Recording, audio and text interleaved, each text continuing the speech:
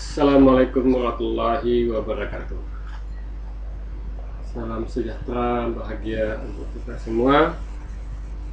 Semoga Anda semua dalam keadaan sehat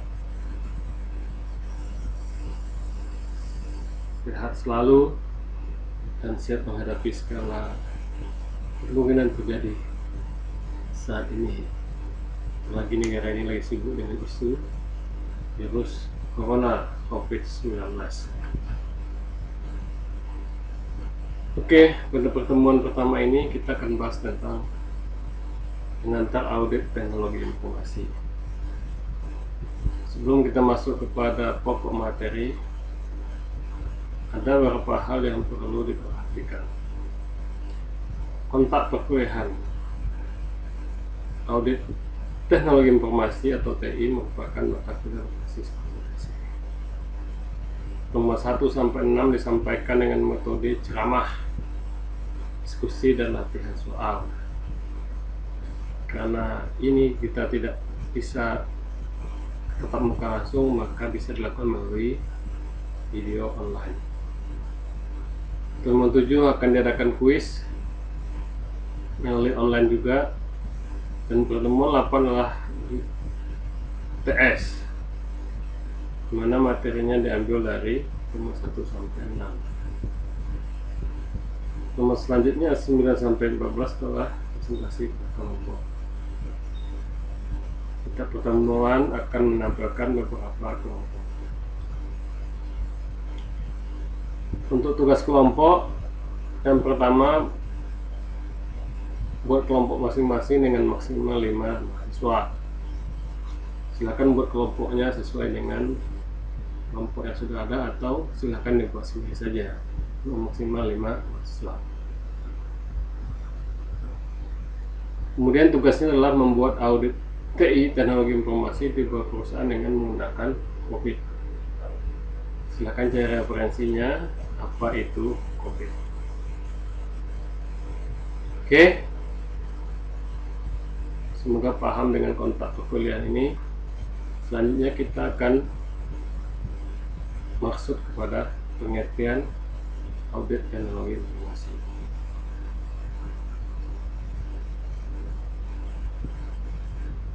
Audit teknologi informasi adalah proses pengumpulan dan penilaian bukti-bukti untuk menentukan apakah sistem komputer dapat mengamankan aset, memelihara integritas data, dapat mendorong penyampaian tujuan organisasi secara efektif, menggunakan sumber daya secara efisien. Itu menurut November 1999 mengemukakan bahwa audit sistem informasi adalah informasi sistem auditing the process of collecting and evaluating evidence to determine whether computer system set, maintain data integrity, evaluation goal to be effectively and uses resource efficiently. Jadi dari pengertian ini kita dapat mengetahui kenapa sangat dibutuhkan audit teknologi informasi. Karena perusahaan tersebut tentu mempunyai tujuan goal. Bagaimana dia mencapai goal tersebut? Tentu harus ada sistem. Bagaimana sistem itu dilakukan secara efisien dan efektif.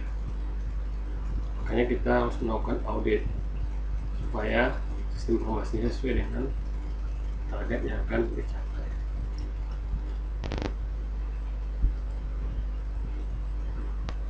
Selanjutnya, apa itu tujuan audit teknologi informasi? Pertama, tentu kita akan melihat adalah kesesuaian atau conformance.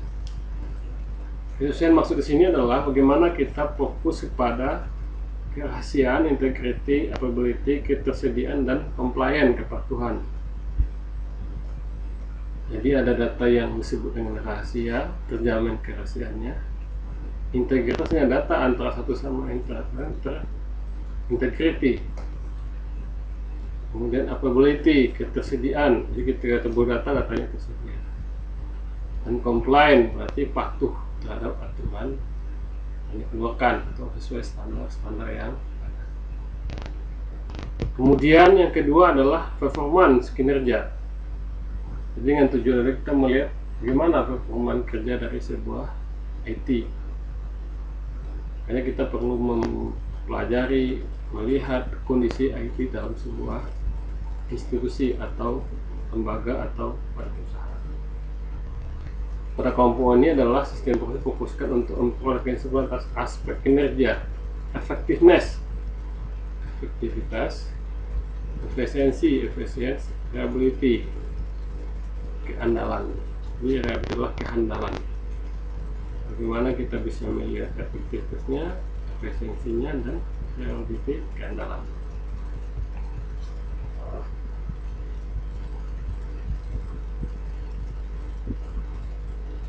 Tujuan audit teknologi informasi menurut Wonneberg adalah yang pertama, mengamankan aset. Jadi kenapa kita butuh audit? Ya tentu kita mau lihat aset IT kita seperti apa, misalnya komputernya, notebooknya, servernya, dan lain-lain. Kemudian menjaga integritas data. Bagaimana data itu bisa terjaga integritasnya. Data satu yang lain tidak lompat-lompat, tidak, ya saling berhubungan lah satu sama lain. Kemudian menjaga efektivitas sistem, di mana sistem itu bekerja dengan efektif untuk mendukung goalnya perusahaan. Selanjutnya juga untuk mencapai efisiensi sumber daya. Kalau kita bicara tentang audit, tentu kita akan melihat apakah sumber dayanya ini yang dipakai adalah efisien untuk mencapai target.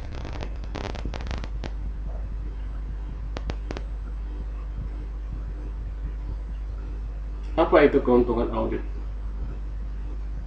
Yang pertama tentu menilai keefektifan aktivitas dokumentasi dalam organisasi. Jadi apakah setiap dokumen, setiap aktivitas yang ada dalam organisasi adalah efektif. Kemudian monitor, sesuai nggak dengan kebijakan atau sistem.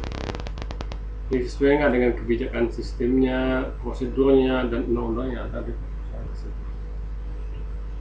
Mengukur tingkat efektivitas dari sistem. Bagaimana kita bisa menilai tingkat aktivitas dari sebuah sistem yang identifikasi kelemahan dari sistem yang mungkin mengakibatkan tidak sesuai di masa mendatang. Misalnya antivirus, apakah masih kuat tidak untuk menghadapi perkembangan yang akan datang. Jadi kita bisa mengidentifikasi kelemahan apa aja dalam sistem yang ada. Menyediakan informasi untuk proses peningkatan, misalnya laporan accounting, laporan produksi. Bagaimana laporan itu bisa untuk meningkatkan proses atau meningkatkan pendapatan. Meningkatkan saling memahami antar departemen dan antar individu. Jadi kita bisa memahami antar departemen, antar bagian, ataupun juga dengan antar individu. Melaporkan hasil tujuan dan tindakan berdasarkan risiko ke manajemen.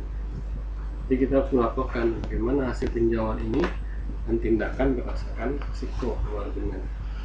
Setelah melakukan audit, apa risiko yang muncul?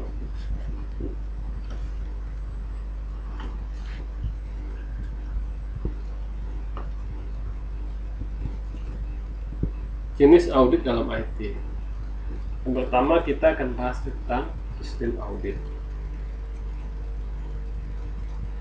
Audit terhadap sistem terdokumentasi untuk memastikan memenuhi standar nasional atau internasional. Jadi harus lihat apakah sistem kita itu sesuai standar tidak, prosedurnya, POM-nya, atau yang lainnya. Yang kedua adalah compliant audit. Untuk menguji efektivitas implementasi dan kebijakan prosedur, kontrol, dan unsur hukum yang lain. Bagaimana kita compliant itu kita menguji apakah implementasinya sesuai dengan kebijakan prosedur dan kontrol serta hukum yang lainnya.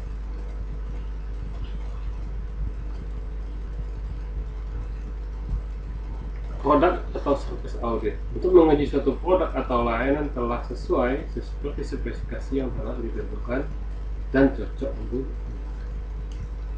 Jadi produk atau service auditnya adalah untuk menguji apakah produk yang kita buat atau layanan yang kita buat sesuai dengan spesifikasi yang telah ditentukan dan cocok digunakan.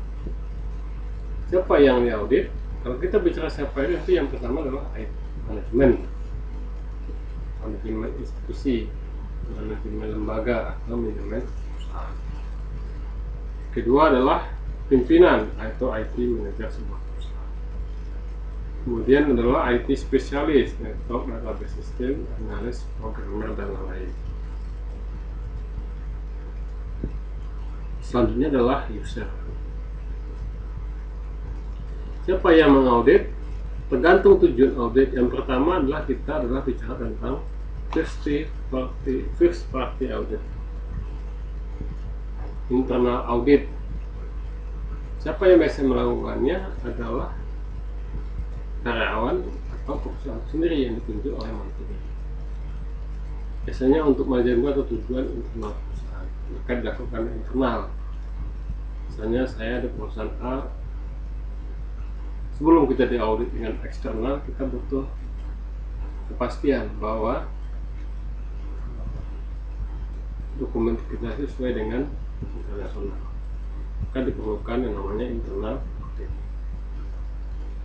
Kedua adalah berdasarkan lembaga independen di luar perusahaan.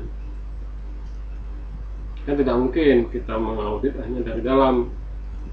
Dan tentunya orang tidak percaya kalau hanya dari dalam. Maka kita butuhkan eksternal audit atau sebuah lembaga independen di luar perusahaan. Yang pertama kita bicara tentang second party audit, dilakukan oleh pihak yang memiliki kepentingan terhadap perusahaan.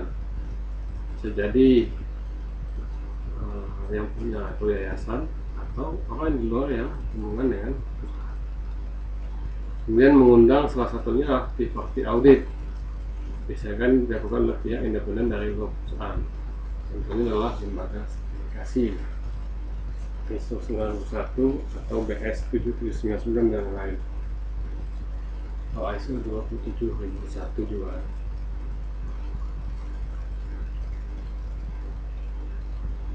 Tugas auditor sistem informasi. Tugasnya yang pertama adalah memastikan sisi-sisi penerapan IT memiliki kontrol yang diperlukan. Contoh, misalnya kita melihat orang masuk ke ruang server, apakah ada kontrol tidak? Kemudian memastikan kontrol tersebut sesuai dengan yang diharapkan. Artinya sesuai dengan prosedur atau aturan yang berlaku. Auditor akan melihat hal-hal apa aja yang dilakukan oleh auditor. Yang pertama persiapan. Misalnya kalau saya atau anda mau jadi auditor, itu persiapan. Kemudian harus kita lihat adalah dokumen review. Kita harus mereview semua dokumen yang ada. Kemudian persiapan kegiatan on-site audit, artinya langsung ke lembaga institusi atau perusahaan atau lembaga yang akan kita audit. Kemudian melakukan kegiatan on-site audit di perusahaan tersebut. Ini adalah persiapan, persetujuan, dan distribusi laporan audit. Terakhir adalah bagaimana kita men-follow up audit. Tapi setelah temuannya kita harus melihat hasilnya. Kemudian kita harus men-follow up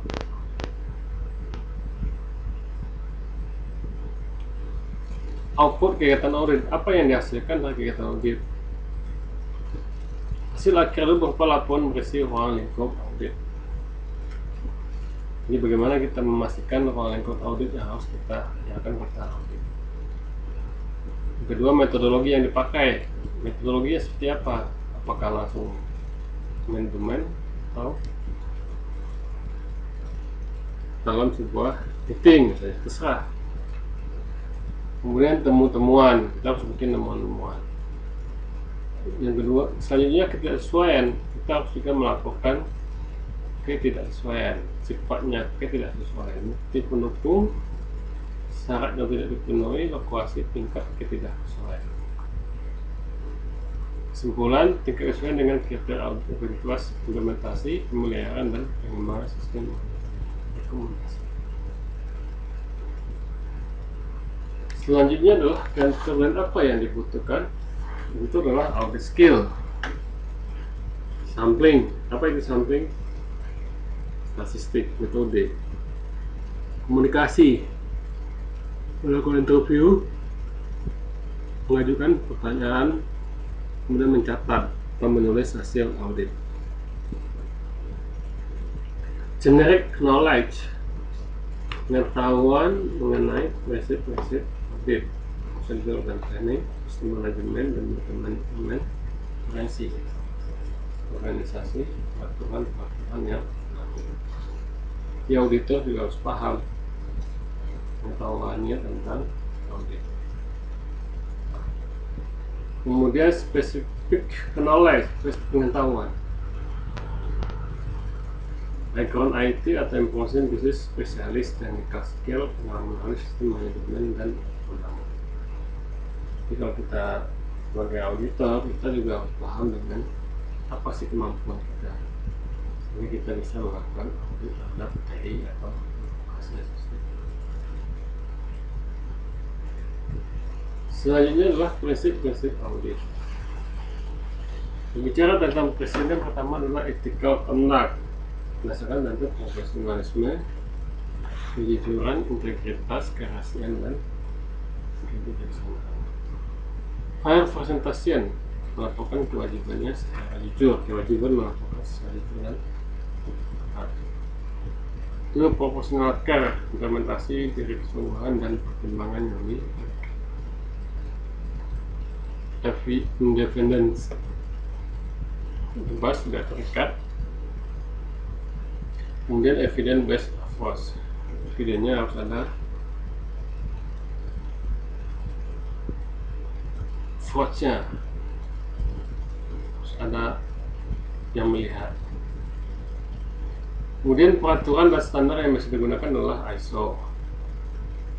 Kemudian juga ada kontrol adaptive composition related teknologi COVID, ISO TR 13335 sampai ke quality sale of product audit can operate by ISO 9. Kebutuhan auditor IT. Yang pertama adalah internal audit, setiap perusahaan memerlukannya.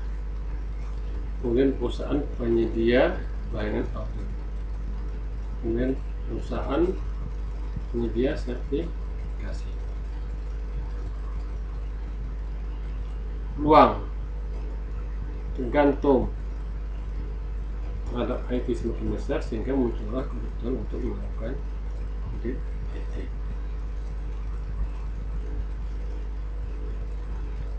Auditor IT yang sekarang banyak yang merasa bukan dari bidang IT. Banyak permasalahan bisnis dalam pengolahan.